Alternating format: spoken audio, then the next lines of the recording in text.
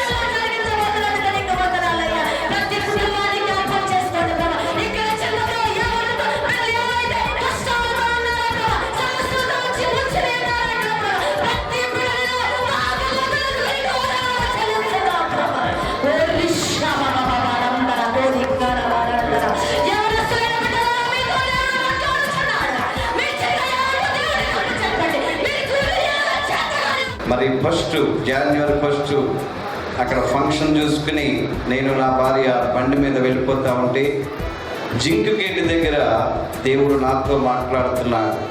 మినిస్ట్రీని పెట్టి మీటింగులు పెట్టడం ఆసమాస్యం కాదండి, చాలా ఖర్చుతో కూడుకున్నది. మా దగ్గర అయితే ధనం లేదు.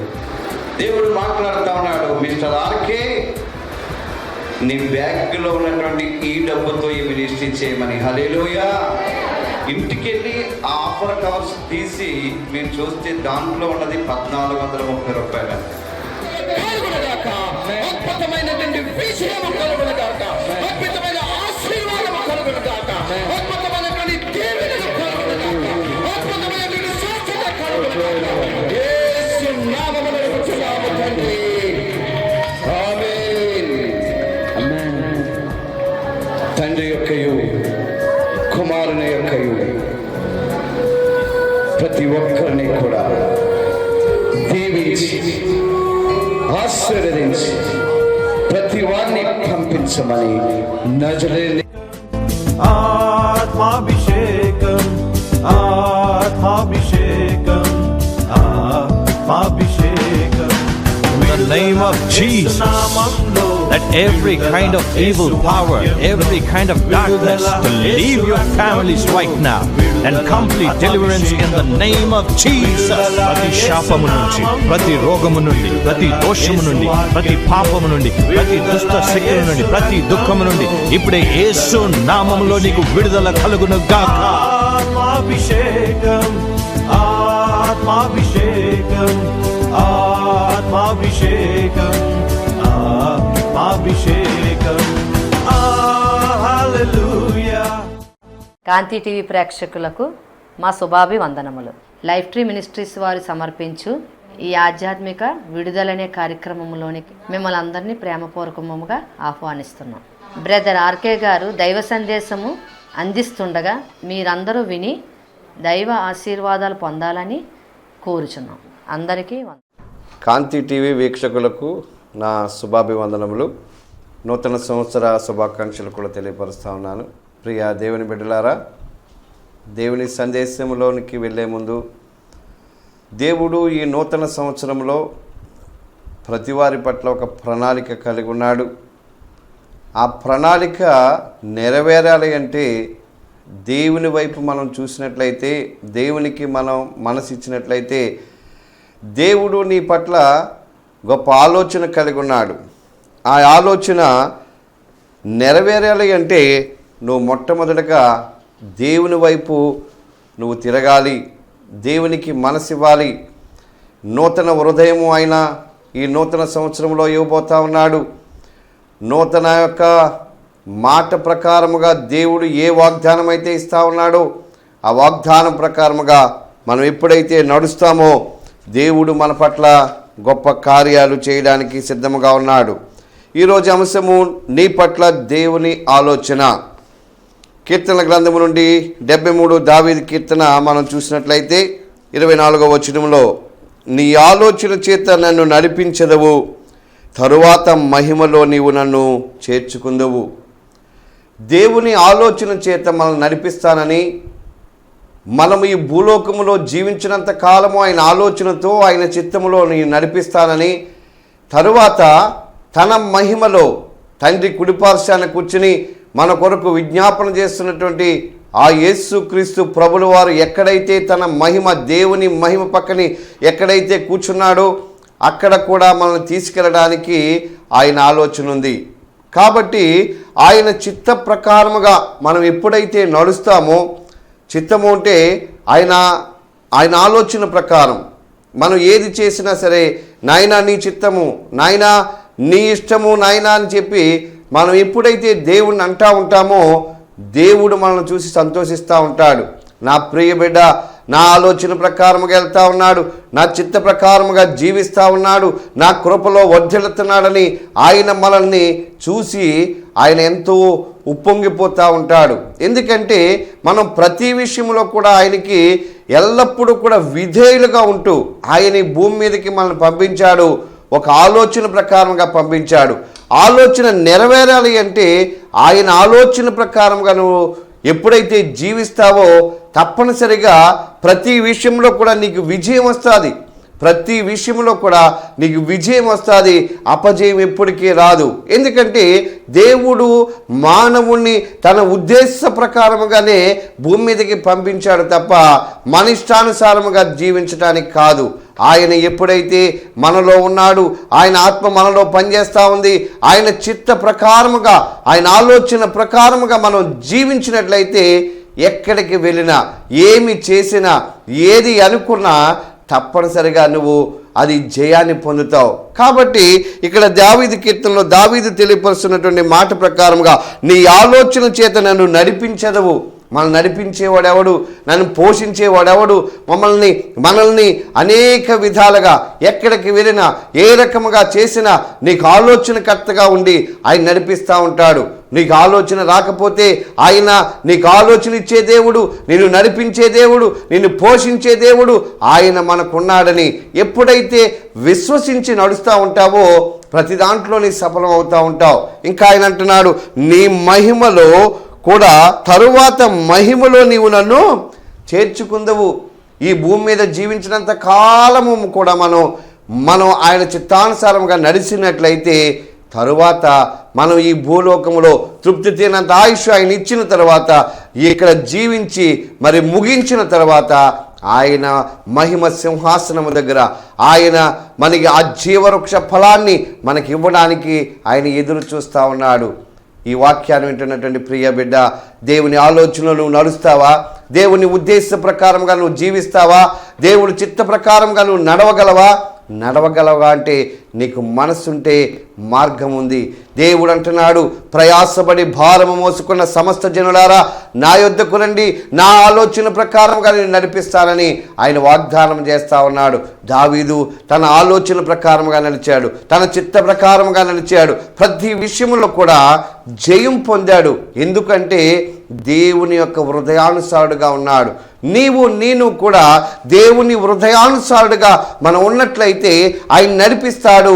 ఏ రకముగా ఈ లోకములో నీకు విజయం కావాలన్నా, నీకు తృప్తి తీరినటువంటి కార్యక్రమాలు జరగాలన్నా సరే ఆయన ఆలోచనలో నువ్వు నడాలి, ఆయన ఉద్దేశ ప్రకారంగా నడవాలి. రెండవదిగా మనం చూసినట్లయితే ఇర్మీయా గ్రంథములో 29వ అధ్యాయము మరి 11వ వచనంలో మనం చూసినట్లయితే, నేను మిమ్మును గూర్చి ఉద్దేశించిన సంగతులు నేను ఎరుగుదును, రాబో కాలమందు మీకు నిరీక్షణ కలిగినట్లుగా అవి సమాధానకరమైన ఉద్దేశములే కాని హానికరమైనవి కావు. ఇదే యెహోవా వాక్కు. యెహోవా వాక్కు దేవుని ద్వారా మనకి ఇర్మీయా ప్రవక్త ద్వారా మనకి తెలియపరుస్తూ ఉన్నాడు. నేను మిమ్మును గూర్చి ఉద్దేశించిన సంగతులను నేను ఎరుగుదును. మనకి ఏమేమి అవసరమో, ఎటువంటి భార్యనివ్వాలో, ఎటువంటి భర్తనివ్వాలో, ఎటువంటి బిడ్డలనివ్వాలో, ఎటువంటి ఆస్తినివ్వాలో, ఎటువంటి అంతస్తు ఇవ్వాలో, ఎటువంటి బిజినెస్ మ్యాన్గా ఈ లోకంలో మనం ఉండాలో ఉద్దేశించిన సంగతులన్నీ కూడా ఎవరికి తెలుసండి? దేవుడికి తెలుసు. ముందుగానే ఆయన ఎరిగి ఉన్నాడు. ఎరిగి ఉన్నటువంటి దేవుడు నీకేం అవసరమో ఒకటిగా ఆయన మనకి ప్రణాళిక నెరవేరుస్తూ ఉంటాడు. ఎప్పుడంటే ఆయన ఆలోచన ప్రకారంగా నువ్వు నడిచి, ఆయన ఉద్దేశ ప్రకారంగా నువ్వు ఎప్పుడైతే జీవిస్తావో, తప్పనిసరిగా ఆయన చెప్పినట్టుగా నువ్వు ఎప్పుడైతే నడుస్తావో ఆయన ప్రణాళిక అంతా కూడా బయట పెడతా ఉంటాడు. ఆయన ప్రణాళికలో మనం జీవించినప్పుడు తప్పనిసరిగా మనకి ఉద్దేశించినటువంటి కార్యాలు, అందుకే హెబ్రీ పత్రిక 11వ అధ్యాయం 1వ వచనంలో ఈ విధంగా రాసి ఉంది, విశ్వాసం అన్నది నిరీక్షింపబడి వాటి యొక్క నిజస్వరూపము అదృశ్యముగా ఉంది. ఈ అదృశ్యమైనటువంటి కార్యాన్ని మనం చూడాలి అంటే మనము ఆయన చిత్త ప్రకారముగా జీవించాలి. ఆయన ఆలోచన ప్రకారముగా మనం జీవిస్తే మన పట్ల ఏమి కావాలో, మనకి ఏది అవసరమో, ఎటువంటి జీవితం ఇవ్వాలో ఆయనకి ముందే ప్రణాళిక వేసుకున్నాడు. ఆ ప్రణాళిక వేసుకున్నటువంటి దాన్ని ఒకటిగా మనకి ఏం చేశారంటే ఆయన మనకి జీవితంలో కావలసినటువంటి ప్రతి అవసరతలు కూడా తీరుస్తూ ఉంటాడు. ఇక్కడ బైబిల్ గ్రంథంలో రాసిన విధానముగా, నేను మేము గూర్చి ఉద్దేశించిన సంగతులను నేనెరుగుదును, అన్నీ ఉన్నప్పటికీ కూడా సమాధానము లేదు, సంతోషము లేదని ఎంతోమంది బాధపడతా ఉన్నారు. దేవుడు ఉద్దేశించినటువంటి ప్రతి కార్యము కూడా సమాధానకరమైనటువంటి కార్యాలే కానీ సమాధానము లేని కార్యాలు కాదు. నువ్వు యవనస్తుడుగా ఉండవచ్చు, నీ యవన కాలము విద్యావంతుడిగా నువ్వు విద్యను పూర్తి చేసుకున్న తర్వాత నీకు ఎటువంటి సమాధానకరమైనటువంటి ఉద్యోగాన్ని ఇవ్వాలో, లేకపోతే నీకు ఎటువంటి వ్యాపారము సమాధానకరమైనటువంటి వ్యాపారం ఇవ్వాలో, ఆయన ఉద్దేశములు ఆయన నిలకడగా ఉన్నాయి. ఆయన చేస్తాడు. ఎప్పుడు చేస్తాడు అంటే ఆయన ఆలోచన ప్రకారంగా నువ్వు నడవాలి, ఆయన చిత్తానుసారముగా నువ్వు జీవించాలి, ఆయన కృపలో నువ్వు వర్ధిల్లాలి. ఎప్పుడైతే నా ప్రభు నాకున్నాడు, నా యేసు నాకున్నాడు, నా యొక్క తండ్రి నాకున్నాడని ఎప్పుడైతే నువ్వు ధీమాగా జీవిస్తావో నీకేదైతే ఆ ఉద్దేశించినటువంటి ప్రతి సంగతిని కూడా, ప్రతి విధమైనటువంటి అవసరతను ఒకటిగా రిలీజ్ చేస్తూ నిన్ను తృప్తిపరుస్తూ ఉంటాడు. ఎందుకంటే ఈ లోకంలో అన్నీ ఉన్నప్పటికీ కూడా సమాధానం లేక చాలామంది జీవిస్తూ ఉన్నారు. ఎందుకు సమాధానం లేదంటే సొంత ఉద్దేశాలతో జీవిస్తూ ఉన్నారు, సొంత నిర్ణయాలతో వెళ్ళిపోతూ ఉన్నారు, ఆ సొంత చిత్తానికి ఒడిగడతా ఉన్నారు. దేవుని చిత్తానికి, దేవుని ఉద్దేశ ప్రకారముగా, దేవుని ఆలోచన ప్రకారముగా ఎవ్వరూ కూడా జీవించట్లేదని మనం ఈ లోకంలో చాలామందిని గురించి తెలుసుకుంటా ఉన్నాం. దేవుడు అంటా ఉన్నాడు, నీకు ఉద్దేశించిన సంగతులన్నిటినీ కూడా నేను నెరవేర్చేవాడిగా ఉన్నాను. అవి ఎలా ఉంటాయంటే సమాధానకరమైనటువంటివి. ఎందుకంటే రాబోవు కాలమందు మీకు నిరీక్షణ కలుగునట్లుగా మనం నిరీక్షిస్తూ ఉన్నాం. ఒక్కొక్క కార్యము, చదువుకున్న తర్వాత ఉద్యోగము తర్వాత వివాహము తర్వాత బిడ్డలు తర్వాత ఆ బిడ్డలు ప్రయోజకత్వము, మళ్ళీ దాని తర్వాత ఆ బిడ్డల యొక్క క్షేమకరములు, ఆ బిడ్డల యొక్క వివాహాలు, ఇలాగ ఒకటిగా మనం ఏదైతే ఈ భూమి మీద ఉన్నప్పుడు నిరీక్షిస్తా ఉన్నామో ప్రతిదీ కూడా ఆయన నిరీక్షణకర్త. అవి సమాధానకరమైన ఉద్దేశములే కానీ హానికరమైనవి కాదు. దేవుడు చేసే పనులన్నీ కూడా ఎలా ఉంటాయండి? హానికరమైన పనులు చేయడు ఆయన. ఎందుకంటే ఆయన మనం చెయ్యి చాపి అడుగుతా ఉన్నాడు, ప్రయాసపడి భారము మోసుకున్న సమస్త జనులారా నా యొద్దకు మీరు రండి, మీరు నా యొద్దకు వచ్చినట్లయితే మీకు సమాధానకరమైనటువంటి అన్నీ కూడా నేను ఏర్పాటు చేసి ఉంచాను. నువ్వేదైతే ఉద్దేశించేవో, నువ్వేదైతే కలగంటా ఉన్నావో, నువ్వు దేనికోసం అయితే నిరీక్షిస్తా ఉన్నావో ఆ నిరీక్షణకు ఆధారమగున్నటువంటి దేవుని నేనున్నాను. ఈ లోకములో నీకు సమాధానం ఇచ్చి, ఈ లోకములోకి నీకు సంతోషం ఇచ్చి, ఈ లోకములో అనేకమైనటువంటి దీవెనలతో నేను నిలబెట్టాలని నేను అవన్నీ కూడా రెడీ చేశాను. దేవుడు ఆలోచనకర్త నా బిడ్డ పట్ల గొప్ప కార్యం చేశాడండి, ఇది ఎవరి పట్ల చేయలేనటువంటి కార్యము చేశాడని పొంగిపోతా ఉన్నాడు. ఇది ఆయన ఆలోచన. ఆయన చిత్త ప్రకారముగా మనం ఎలాగైతే జీవిస్తామో ఆయన ఆలోచనకర్త కాబట్టి మన నిరీక్షణకు ఆధారమైనటువంటి దాన్ని సమాధానకరమైన ఉద్దేశములే కానీ హానికరములు ఏది చేయడని యెహోవా వాక్కు తెలియపరుస్తూ ఉంది. మనకు హాని చేయడానికి మనల్ని భూలోకములో ఉంచలేదండి ఆయన మేలు చేయడానికి. ఎందుకంటే ఆయన లోకమును ఎంతో ప్రేమించినటువంటి ఆయన తన అద్వితీయ కుమారుణ్ణి మనకి ఏం చేశాడండి? పంపించాడు. ఆ పంపించిన కుమారుని పట్ల మనం ఎవరైతే విశ్వాసము కలిగి ఉంటామో, ఆయన యందు మనం విశ్వాసము కలిగి ఆయన చిత్త ప్రకారముగా నడుస్తామో, ఆయన మన కొరకు చేసినటువంటి త్యాగాన్ని గుర్తుపెట్టుకుని మనం జీవించినట్లయితే ప్రతి విషయంలో కూడా మనకి సమాధానం వస్తుంది, ప్రతి విషయంలో మనకి సంతోషం వస్తుంది, ప్రతి విషయంలో కూడా ఎక్కడికి వెళ్ళినా ఆనందమే కలుగుతుంది. ఆనందమైనటువంటి మరి సంతోషకరమైనటువంటి జీవితాన్ని నీకు ఇవ్వడానికి ఆయన సిద్ధముగా ఉన్నాడు. మనం మూడవదిగా మనం చూసినట్లయితే యెషయా గ్రంథము 65వ అధ్యాయము 2వ వచనం, తమ ఆలోచనను అనుసరించి చెడు మార్గమును నడుచుకొనుచు లోబడనొల్లని ప్రజల వైపు దినమంతయు నా చేతులు చాపుచున్నాను. హల్లెలూయా. తమ ఆలోచనను అనుసరించి చెడు మార్గములను నడుచుకొనుచు, తమ ఆలోచనల ప్రకారముగా కాకుండా చెడు మార్గమును అనుసరించుచు లోబడనొల్లని ప్రజల వైపు తన చేతులు చాపుతున్నాడండి. అందుకే అన్నాడు కదా, ప్రయాసపడి భారము మోసుకున్న సమస్త జనులారా నా యొద్దకు రమ్మని ఆయన చేతులు చాపుతా ఉన్నాడు, ఆయన కరములు చాపుతా ఉన్నాడు. కానీ తన ఉద్దేశ ప్రకారముగా ఎవరైతే నడవరో, తన మాట ఎవరైతే వినరో, లోబడనొల్లని ప్రజల వైపు దినమంతయు చేతులు చాపుతానే ఉన్నాడు ఆయన. ఎవరైతే ఆయన మాట వినకుండా, ఆయన చిత్తానుసారముగా జీవించకుండా, ఆయన ఉద్దేశ ప్రకారంగా జీవించకుండా ఈ భూమి మీదకి ఏ ఉద్దేశముతోటైతే పంపించాడో ఆ ఉద్దేశాన్ని నెరవేర్చుకోకుండా ఆజ్ఞాతిక్రమంతో జీవించే ప్రజల వైపు ఆయన చేతులు చాపుతా ఉన్నాడు. ఈ చేతులు చాపుతున్నాడు, ఆయన నిరీక్షిస్తూ ఉన్నాడు, మన కొరకు నిరీక్షిస్తూ ఉన్నాడు. ఆయన మాటను వినాలని, ఆయన ఉద్దేశ ప్రకారంగా జీవించాలని, ఆయన ఉద్దేశ ప్రకారంగా జీవిస్తే సంతోషం ఉందని, ఆయన ఉద్దేశ ప్రకారంగా జీవిస్తే సమాధానం ఉందని, ఆయన ఉద్దేశ ప్రకారంగా జీవిస్తే ఆయన సంతోషం ఇచ్చే దేవుడని మనం ఎప్పుడైతే ఆయన మాట ప్రకారంగా మనం జీవిస్తామో తప్పనిసరిగా ఈ లోకములో ఆనందానికి కొదవలేదండి. మనం ఆయన మాటను వినాలి, ఆయన యందు విధేయులుగా ఉండాలి. మనకి ఏం అవసరమో ఆయనకి తెలుసండి.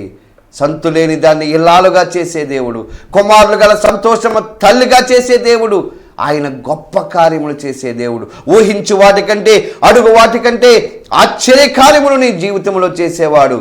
అందుకే ఈ లోకానికి వచ్చినటువంటి యేసయ్య మన కొరకు ఆయన ఆశ్చర్య కార్యాలు చేయడానికి వచ్చాడు, ఆయన సమాధానం ఇవ్వడానికి వచ్చాడు.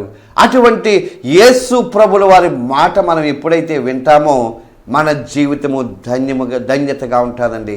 మనం ఎప్పుడైతే ఆయన మాటను వింటూ ఆయన ఆలోచన ప్రకారముగా మనం జీవిస్తామో మనకి భయం ఉండదు. అంటే ఆయన మాటను ఎప్పుడైతే వింటామో, ఆయన యందు ఎప్పుడైతే విధేయత కలిగి ఉంటామో, ఆయన ఆజ్ఞానుసారముగా ఆయన చిత్త ప్రకారముగా మనం జీవిస్తామో తప్పనిసరిగా దీవెనలన్నీ వచ్చి పడిపోతాయండి. నీకే భయం ఉండదు. ఈ లోకంలో ఎవరు ఏదో చేస్తారని భయం ఉండదు. ఎందుకంటే మహోన్నతుని చాటున నీవు ఉన్నావు, మహోన్నతుని నీడలో నీవున్నావు, మహోన్నతుని కృపలో నీవున్నావు, మహోన్నతమైనటువంటి ఆయన ఆలోచనలో నీవున్నావు. ఆయన ఆలోచనలో నీవు కట్టబడ్డావు. నీవు నీరు కట్టిన తోటవలే నువ్వు ఉంటావు, ఉవుగుచుండు ఓటవలే నువ్వు ఉంటావు. కారణం ఏంటంటే ఆయన ఆజ్ఞానుసారముగా నువ్వు జీవిస్తూ ఉన్నావు. పల్లెటూరులో నువ్వు ఉన్నావేమో, ఒక గ్రామంలో నీవు ఉన్నావేమో, నిన్ను అంటున్నాడు ఆయన, నీ ఉన్న చోట నేను దీవిస్తాను, నీ పొలమును అభివృద్ధి చేస్తాను, నీ పొలమును పంట పండే పొలముగా చేస్తాను, సమస్త జనముల కంటే నిన్ను హెచ్చిస్తానంటున్నాడు ఆయన. హెచ్చించే దేవుడుగా ఉన్నాడండి, బలపరిచే దేవుడిగా ఉన్నాడండి. ఇంకా ఆయన అంటున్నాడు, నీ గర్భఫలాన్ని దీవిస్తాను. మనకు పుట్టినటువంటి బిడ్డలను ఆయన దీవిస్తాడండి.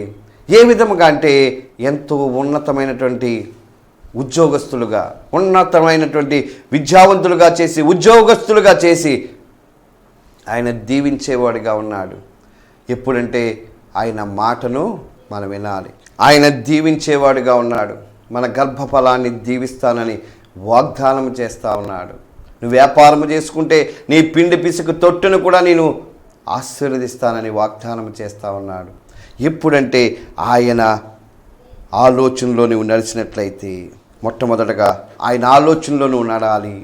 రెండవదిగా రాబో కాలములో మేలు కలుగుటకై క్షేమకరములే కానీ హానికరములు కానివటువంటివి ఆయన చేస్తానంటున్నాడు. మూడవదిగా లోబడనొల్లని ప్రజల వైపు ఆయన చేతులు చాపుతా ఉన్నాడు. కాబట్టి ప్రతి విషయంలో కూడా మనం ఆయన మాటను వింటూ ఆయన యందు విధేయత కలిగి మనం ఎప్పుడైతే జీవిస్తామో తప్పనిసరిగా మన పట్ల గొప్ప కార్యం చేస్తూ ఉన్నాడు. ఇక్కడ మనం 2 రాజులు 4వ అధ్యాయంలో మనం చూసినట్లయితే ఒక మాట ఇక్కడ రాసి ఉంది. 1వ వచనంలో, అంతటా ప్రవక్తల శిష్యులలో ఒకని భార్య, నీ దాసుడైన నా పెనిమిటి చనిపోయెను, అతడు యెహోవా యందు భయభక్తులు గలవాడై ఉండెనని నీకు తెలిసి ఉన్నది. ఇప్పుడు అప్పులవాడు నా 2 కుమారులు తనకు దాసులుగా ఉండుటకై వారిని పట్టుకుని పోటుకు వచ్చి ఉన్నాడని ఎలీషాకు మొర్రపెట్టగా, ఒక భర్త చనిపోయినటువంటి స్త్రీ మరి తన భర్త చనిపోయే నాటికి అప్పులలో ఉన్నటువంటి ఆ కుటుంబంలో తనకు కలిగినటువంటి 2 కుమారుల్ని కూడా వాళ్ళు ఏం చేస్తున్నారంటే బానిసులుగా చేయమని చెప్పి అక్కడ ఒత్తిడి చేస్తూ ఉన్నారు. ఈ ఒత్తిడి చేస్తున్నటువంటి సమయంలో ఆవిడికి మరి ఎలీషా గారి దగ్గరికి వెళ్ళి దైవజనుడైనటువంటి ఎలీషా దగ్గర మొర్రపెట్టగా, ఎలీషా, నా వలన నీకేమి కావాలను, నీ ఇంటిలో ఏమి ఉన్నదో అది నాకు తెలియజెప్పమనెను. ఎలీషా, నా వలన నీకేమి కావాలను, నీ ఇంటిలో ఏమి ఉన్నదో అది నాకు తెలియజెప్పమనెను. అందుకామె, నీ దాసురాలైన నా ఇంటిలో నూనె కుండ ఒకటి ఉన్నది, అది తప్ప మరేమీ లేదనెను. అతడు, నీవు బయటికి పోయి నీ ఇరుగు పొరుగు వారందరి యొద్ద దొరకగలిగి పాత్రలన్నిటినీ ఎరువు పుచ్చుకునుము. అప్పుడు నీవు నీ ఇంటిలోనికి వచ్చి నీవును నీ కుమారులను లోపల నుండి తలుపు మూసి ఈ పాత్రలన్నిటిలో నూనె పోసి నిండనివి ఒక తొట్టున ఉంచుమని ఆమెతో సెలవీయగా, ఆమె అతని యొద్ద నుండి పోయి తానును కుమారులను లోపల నుండి తలుపు మూసి కుమారులు తెచ్చిన పాత్రలో నూనె పోసెను.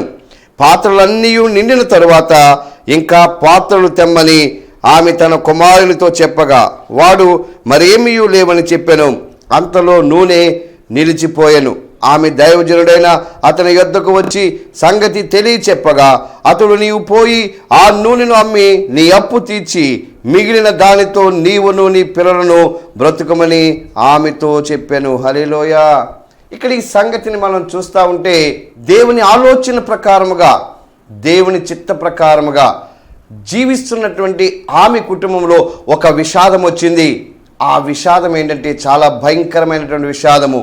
తోడు నీడగా ఉన్నటువంటి మరి సాటైన సహాయమైనటువంటి తన భర్త చనిపోవటం జరిగింది. చనిపోయే నాటికి ఆమెకు చాలా అప్పులలో ఉంది. 2 కుమారులు కలిగి ఉన్నారు. ఆ 2 కుమారులను కూడా బలవంతముగా ఈ అప్పుల వారు తీసుకెళ్లి బందీలుగా చేస్తూ ఉన్నారు. అప్పుడు ఎలీషా గారి దగ్గరికి వెళ్ళి మరి ప్రార్థన చేయమని ఈ విధంగా చెప్పినప్పుడు మొర్రపెట్టగా, ఆ ఎలీషా అడుగుతా ఉన్నారు, దైవజనుడైనటువంటి ఎలీషా గారు అడుగుతా ఉన్నారు, అమ్మా నీ యొద్ద ఏమి ఉన్నదంటే నా యొద్ద ఏమీ లేదని చెప్పినప్పుడు, మరి ఒక కొండ మాత్రం ఉందని చెప్పినప్పుడు ఆయన ఒక సలహా ఇచ్చారు. నీవు ఇరుగు పొరుగు వారి దగ్గర ఉన్నటువంటి ఆ యొక్క మరి బండలన్నీ కూడా, పాత్రలన్నిటినీ కూడా ఎరువు తెచ్చుకుని నువ్వు లోపల ఉంచుకున్న తర్వాత దేవుడు దాన్ని నింపుతాడని చెప్పాడు. చెప్పిన వెంటనే ఆవిడ ఇరుగు పొరుగు వారి దగ్గర ఉన్నటువంటి పాత్రలన్నిటినీ కూడా పోగు చేసుకుని వచ్చి ఇంటిలో పెట్టుకున్నప్పుడు దేవుడు ఆ యొక్క పాత్రలన్నిటినీ కూడా నూనెతో నింపాడు. హల్లెలూయా. నూనెతో నింపినప్పుడు దేవుడు ఆ యొక్క ప్రతి అవసరత కూడా ఆ నూనె అమ్ముకొని ఆవిడ తీర్చుకున్నట్లుగా ఈ బైబిల్ గ్రంథంలో మనకు తెలియపరుస్తూ ఉన్నాడు. దీనంతటికీ కారణం ఏంటంటే దేవుని పట్ల, నీ పట్ల దేవుని ఆలోచన ఎటువంటి పరిస్థితుల్లో ఉన్నా, నువ్వు ఓడిపోయిన అనుకుంటున్నావేమో, నువ్వు కష్టాల్లో ఉన్నాననుకుంటున్నావేమో, నేను ఎందుకు పనికిరాను అనుకుంటున్నావేమో, నేను పాపంలో ఉన్నాననుకుంటున్నావేమో, గొప్ప కార్యములు నీ పట్ల చేయడానికి ఆయన సిద్ధముగా ఉన్నాడు. మొట్టమొదట నువ్వు చేయవలసినటువంటి పని ఏంటంటే ఆయన ఆలోచన చేత నువ్వు నడిపింపబడాలి. రెండవదిగా చూసినట్లయితే రాబో కాలములో నీకు మేలు కలుటకు క్షేమకరమైనటువంటి కార్యాలు చేయడానికే ఆయన ఉద్దేశించాడు. మూడవదిగా మనం లోబడనొల్లని వారిగా ఉండకుండా లోబడే వారిగా మనం ఎప్పుడైతే ఉంటామో తప్పనిసరిగా నీ పట్ల విజయాన్ని ఆయన ఇవ్వడానికి సిద్ధముగా ఉన్నాడు. లోబడి ఆయన వైపు మనం ఎప్పుడైతే కరములు చాసి దేవాని చిత్త ప్రకారంగా నేను జీవిస్తానని ఎప్పుడైతే నువ్వు అడుగుతావో దేవుడు గొప్ప కార్యము నీ జీవితంలో చేయబోతా ఉన్నాడు. అందుకే ఓటములో విజయం వచ్చింది. ఏ విధముగా అంటే ఎదవరాలు పట్ల గొప్ప కార్యము చేశాడు. తన ఎంతో పరిస్థితుల్లో అప్పులలో మునిగిపోయినటువంటి ఆ కుటుంబాన్ని లేవనెత్తాడు. అంటే దేవుని చిత్త ప్రకారముగా దైవజనుడు చెప్పినట్టుగా ఆవిడ విన్నది కాబట్టి, వినినటువంటి మాటలను బట్టి దేవుడు ఆ యొక్క కుటుంబాన్ని, ఆ యొక్క అప్పులు లేకుండా, ఆ రుణాలు లేకుండా, సమస్యల్లో ఉన్నటువంటి ఆ కుటుంబాన్ని లేవనెత్తాడు. ఈరోజు ప్రియ సహోదరి, ప్రియ సహోదరుడా, ఈ మాటలు వింటున్నావు. ఈ మాటల ప్రకారముగా నువ్వు జీవించినట్లయితే, ఈ నూతన సంవత్సరంలో ఒక కమిట్మెంట్తో నువ్వు జీవించినట్లయితే, నీ యొక్క మనసు, కఠినమైన మనసును నువ్వు మార్చుకున్నట్లయితే, దేవుడి పట్ల, దేవుడు నీ పట్ల ఒక మంచి ఆలోచన కలిగి ఉన్నాడు. ఆలోచన నెరవేర్చాలంటే ఈ 2017 సంవత్సరంలో నీ యొక్క ఆలోచన యావత్తు కూడా ఆయన అధికారానికి నువ్వు ఎప్పుడైతే అప్పచెపుతావో నీ మార్గాలన్నిటినీ కూడా సరళము చేస్తాడు, సఫలము చేస్తాడు. విజయము నీ యొక్క జీవితంలో మరియు ఏలతదని నేను వాక్యానుసారముగా దైవజనుడిగా ఈ యొక్క మాటలు తెలియపరుస్తా ఉన్నాను. ఆ పేద యదవరాలు పట్ల గొప్ప కార్యం ఎలాగా అయితే చేశాడు, నీ పట్ల కూడా చేయడానికి ఆయన సిద్ధముగా ఉన్నాడు. మరి కండ్లు మూసుకున్నట్లయితే ప్రార్థన చేస్తాను. మహాపరిశుద్ధుడు, ప్రియా పరలోకపు తండ్రి, నీ నామమునకు వేలాది వందనములు లెక్కలేని స్తోత్రములు నాయన.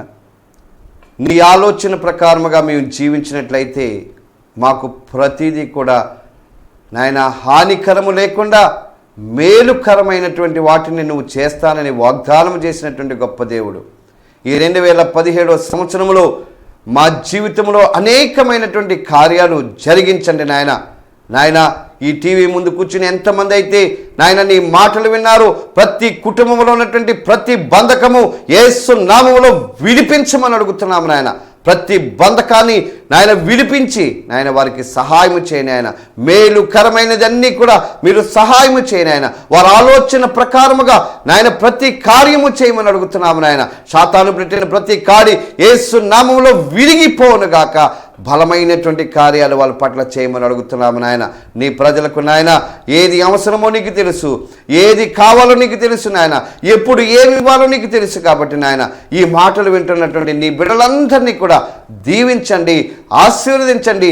మేలుతో తృప్తికరముగా ఈ నూతన సంవత్సరంలో నూతన ఆశీర్వాదాలు వారి గృహములో నాయన ఒకటి వెనకాల ఒకటి నాయన నువ్వు ఇచ్చి వారిని ఆనందింపచేసి నీ చిత్తానుసారమైనటువంటి జీవితాన్ని జీవించేవారిగా నడిపించమని నజరేయుడైన యేసు క్రీస్తు నామమున అడుగుతున్నాము తండ్రి, ఆమేన్. ప్రతి నెల 3వ మంగళవారము గాజువాక పట్టణంలో క్రీస్తు సువార్త విడుదల ప్రార్థన జరుగుతూ ఉంది. మరి గాజువాక పట్టణ పరిసర ప్రాంత వాసులందరూ కూడా వారందరికీ కూడా ఆహ్వానం తెలియపరుస్తూ ఉన్నాను. మీరు రండి, దేవుడు గొప్ప విడుదల ఇస్తూ ఉన్నాడు. ఈ విడుదల ప్రార్థనలో అనేక మందికి స్వస్థతలు జరుగుతూ ఉన్నాయి, అనేక మందికి ఉన్నటువంటి సమస్యలు విడిపింపబడతా ఉన్నాయి. ఎవరైతే ఏం కోరుకుంటారో అది జరుగుతూ ఉంది. కాబట్టి ప్రతి ఒక్కరిని కూడా మరి ఆహ్వానిస్తూ ఉన్నాను. మీరందరూ కూడా వచ్చి దైవ దీవెనలు పొందాలని నేను కోరుతా ఉన్నాను. ఈ నెల మరి 17/1/2017 మంగళవారం సాయంకాలం 6 గంటల నుంచి 9 గంటల వరకు జరగబోయే ఈ యొక్క క్రీస్తు సువార్త విడుదల ప్రార్థనకి మిమ్మల్ని అందరినీ ప్రేమపూర్వకంగా ఆహ్వానం తెలియపరుస్తూ ఉన్నాను. అందరికీ వందనాలండి. My address, Brother RK, Life Tree Ministries, 60-27-188/1, IH Colony, Malkapuram Post, Visakhapatnam. మా పిన్ కోడ్ 530011. మా ఫోన్ నంబర్ 9949923209.